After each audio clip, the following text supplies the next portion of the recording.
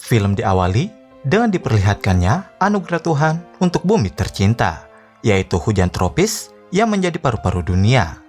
Terlihat seorang aktivis lingkungan bernama Bruno Manser melakukan perjalanan ke hutan Sarawak, bagian Malaysia dari Pulau Kalimantan. Manser yang berasal dari Swiss bertekad untuk mengasingkan dirinya dari peradaban modern dan ingin tinggal di alam bebas. Salah satu tujuannya adalah untuk mencari suku nomaden yang disebut dengan suku Penan. Suku ini dianggap sebagai legenda semata karena tidak pernah menampakkan dirinya. Tukang perahu bahkan sudah memperingatkan Manser agar kembali, tapi keinginannya untuk tinggal di hutan sudah bulat. Akhirnya, Manser ditinggal seorang diri dengan suasana di hutan yang membuatnya kagum. Lalu Manser melihat ular sanca yang masih liar dan alam yang masih hijau. Berbekal barang dan kemampuan survival seadanya, ia mencoba bertahan hidup seorang diri. Ketika sedang asik menyantap makan malam yang barusan ia buat, terdengar suara harimau dari kegelapan. Manser mencoba mengusirnya menggunakan suling. Hari pun berganti, dan Manser melanjutkan perjalanannya sambil mengenal lokasi hutan dan membuat jurnal tentang apa saja yang ia temukan di hutan.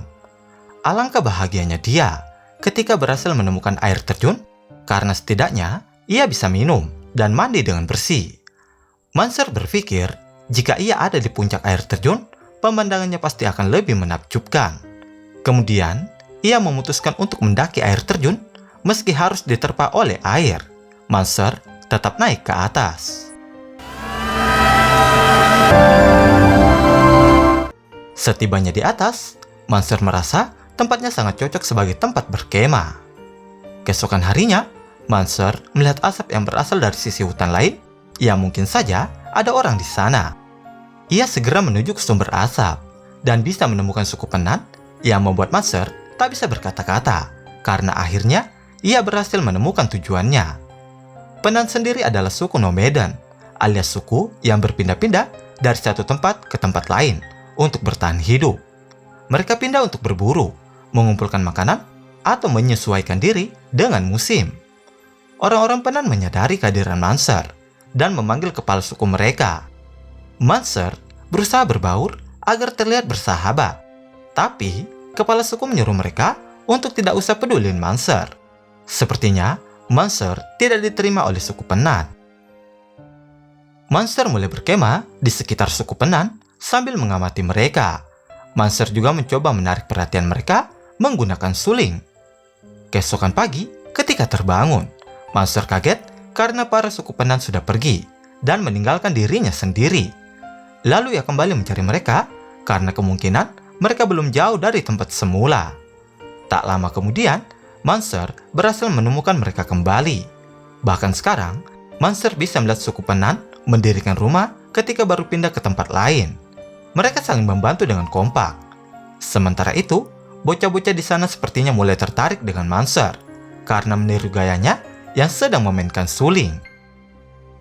Hari berganti, dan ketika terbangun, sepatu Manser dicuri oleh hewan peliharaan suku Penan. Ia berusaha mengambil, tapi sial, Manser malah kejeblos ke sungai. Lalu, Manser mendekati mereka untuk mengambil sepatu, tapi malah ditertawai oleh anak-anak Penan. Berkat kegigihannya, ia berhasil mendapatkan kepercayaan suku Penan. Manser kemudian diperlakukan sebagai anak sendiri oleh kepala suku Penan yang bernama Along Sega. Manser, yang merupakan seorang pendatang, diajari bahasa, budaya, dan bahkan cara berburu untuk bisa bertahan hidup di hutan. Aksi Manser ketika berburu dijadikan pertunjukan oleh suku Penan, dan mereka semua tertawa karena kehadiran Manser menjadi sosok baru bagi mereka. Along kemudian memberikan benda berbentuk bunga yang dianggap keramat oleh suku Penan. Bunga ini memiliki arti sebagai bunga yang memberikan kehidupan. Manser masih melanjutkan kebiasaan menulis jurnal. Salah satu wanita dari suku Penan yang bernama Ubung rupanya tertarik dengan Manser dan ingin mengenalnya lebih dekat. Tapi Manser, yang bisa disebut sebagai pendatang, menahan dirinya. Tak lama kemudian, mereka kedatangan suku Penan lainnya yang sedang berpindah tempat. Rupanya, ada banyak suku Penan dan mereka tersebar di hutan Sarawak. Mereka hanya ikut lewat saja, sambil memberitahu bahwa sepertinya ada orang-orang tak dikenal yang masuk ke wilayah hutan. Manser dan Penan kemudian berpindah tempat lagi dan menemukan surga buah-buahan. Mereka memutuskan untuk istirahat di sana. Ketika sedang mengambil buah, Ubung melihat tanda X di salah satu pohon yang entah dibuat oleh siapa. Ternyata tanda X tersebut adalah tanda untuk penebangan pohon. Manser dan Penan bergegas mencari pelaku yang memotong paru-paru dunia itu. Dan alangkah terkejutnya mereka mengetahui sebagian besar hutan sudah dibabat habis menggunakan mesin-mesin berpolusi tinggi, hingga pohon yang ada di hutan satu persatu ditumbangkan. Tapi tidak banyak yang bisa mereka perbuat. Manser membujuk Along untuk mempertahankan tempat tinggal mereka. Ketika mereka mencoba melawan, mereka malah tidak dianggap. Selain itu, mereka juga tidak disambut oleh para penebang pohon. Manser ingin bertemu dengan atasan mereka karena penebangan hutan ini mengganggu kehidupan suku Penan.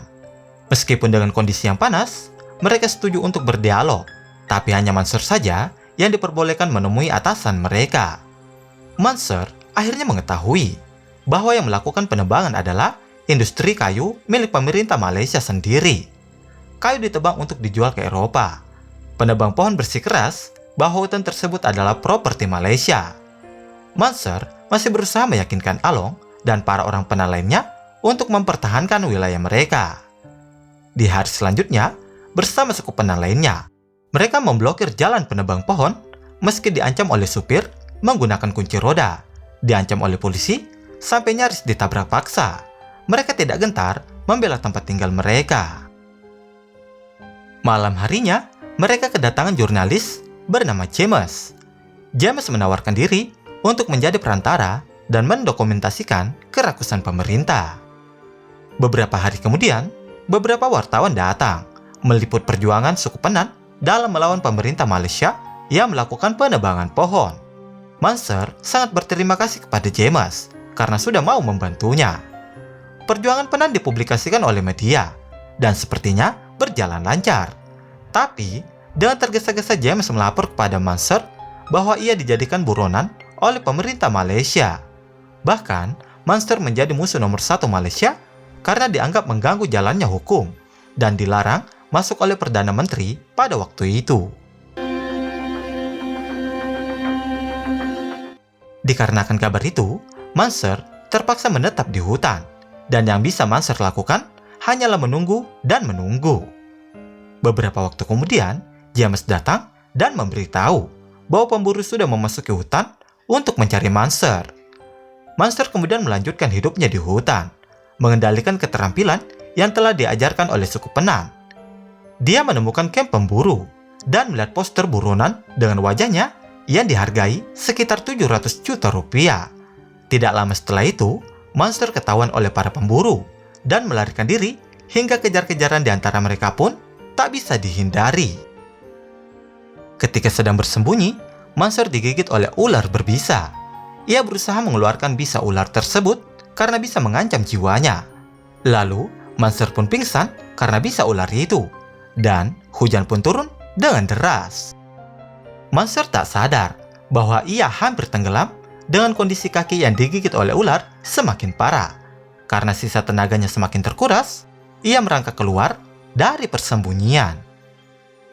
Manser tersadar di sebuah gubuk dan yang menyelamatkannya adalah Ubung.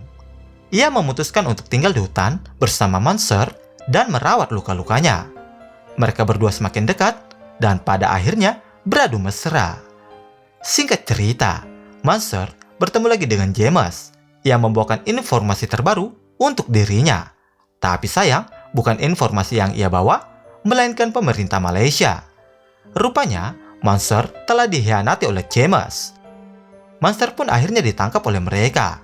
Perwakilan pemerintah mengatakan, ada undang-undang baru yang menyatakan bahwa tindakan pemblokiran jalan penebang pohon adalah tindakan terorisme dan harus dimusnahkan.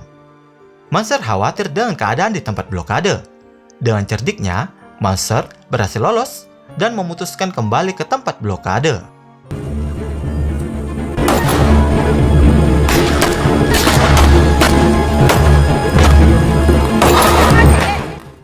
Setibanya di sana, Manser disambut dengan pemandangan yang menyedihkan karena blokade telah diterobos paksa oleh para penebang pohon sampai-sampai suku Penan menjadi korbannya, termaksud putra kandung Along.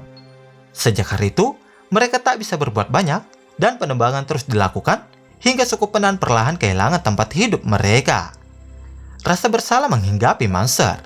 Ia baru menyadari bahwa satu-satunya cara untuk membantu suku Penan sekarang adalah kembali ke Swiss dan membawa masalah ini ke panggung internasional.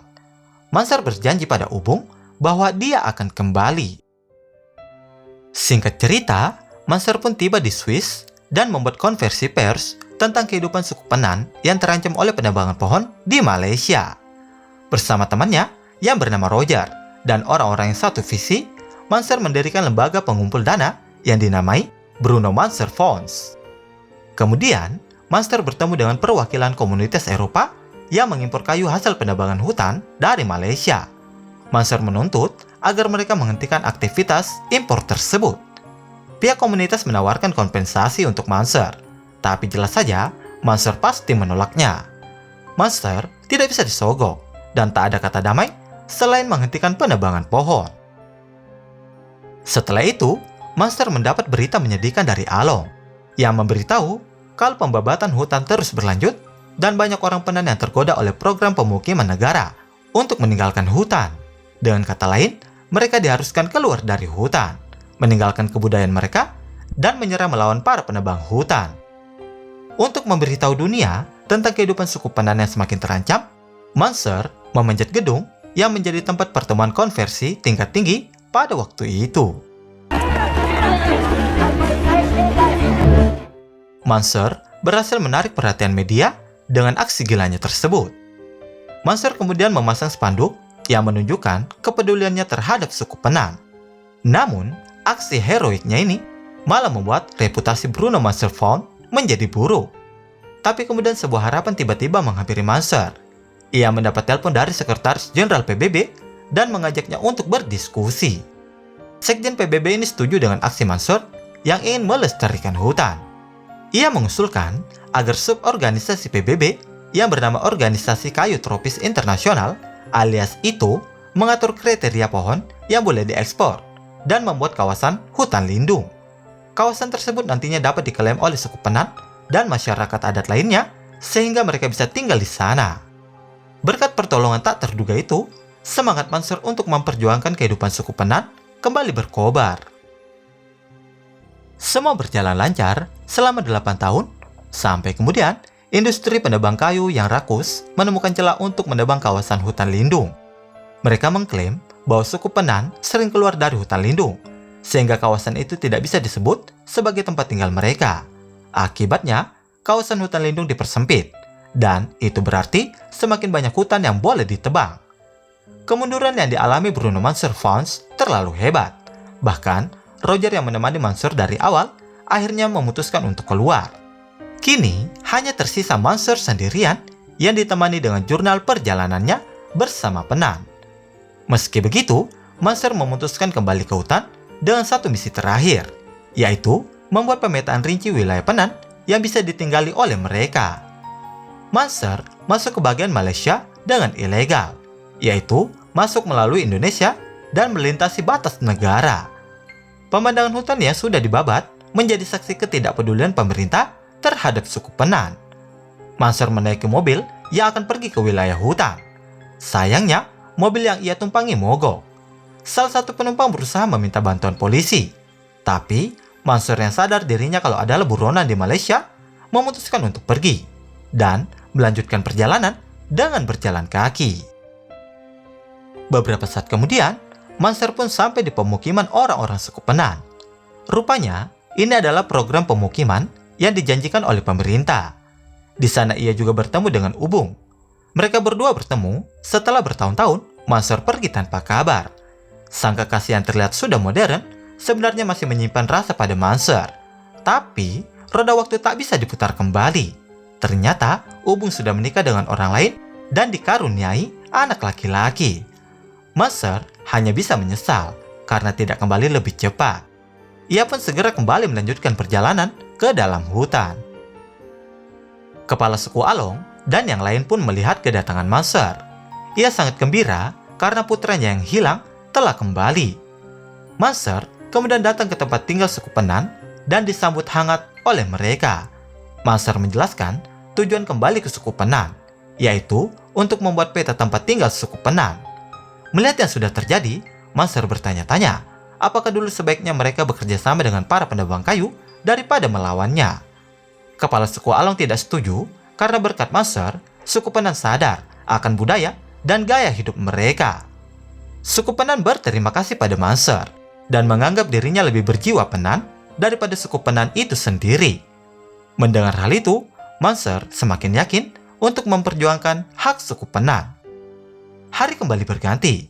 Di tengah perjalanan, Maser menemukan bunga yang dianggap keramat oleh suku Penan. Dan film pun berakhir.